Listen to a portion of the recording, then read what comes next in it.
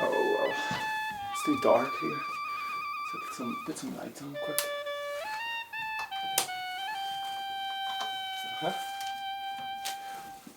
Starting to look better.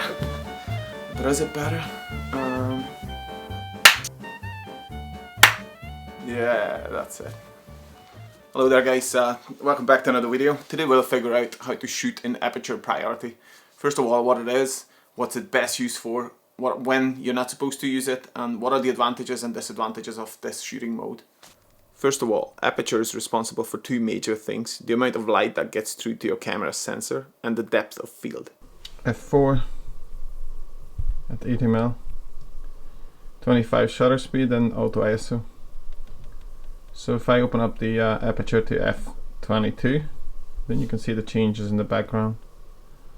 Okay, that's my feet in there. Check out my feet. And that's f4. Back to f22. Yeah, not much more in focus. When you are in Aperture Priority mode, your camera controls the shutter speed and the ISO, while you have full control over your aperture. If you're thinking, in this mode I will completely lose control of the exposure, I have a good news for you. Your exposure compensation dial is enabled in Aperture Priority mode, so you can make your images as bright or dark as you want. With today's technology, metering is almost perfect, so why wouldn't you take advantage of your camera's ability to set shutter speed and ISO automatically? Why not? If you're worrying about your cameras going too high with the ISO, which can cause noisy images, you can always set the highest ISO limit manually within your camera, so you won't cross that line. Put it this way, by using Aperture Priority, you're taking away some of the equations that could be the difference between getting a photograph or missing one. You have full control over your exposure, full control over your aperture, but most importantly, the camera can set the shutter speed and the ISO much quicker than a human.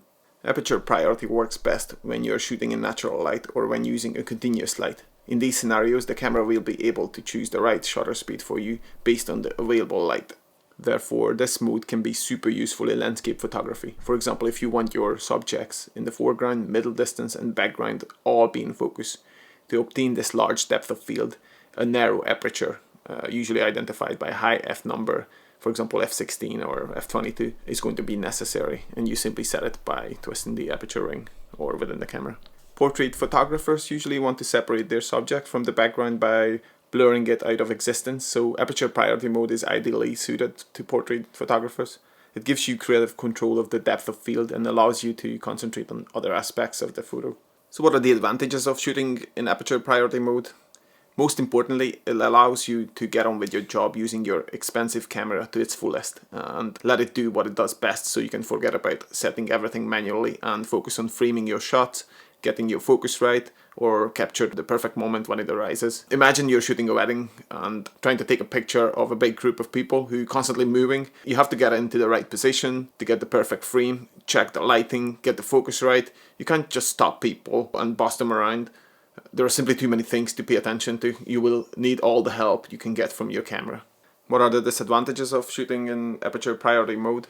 First, if you only ever use Aperture Priority, you may not fully understand how your camera works, and this can limit your creativity.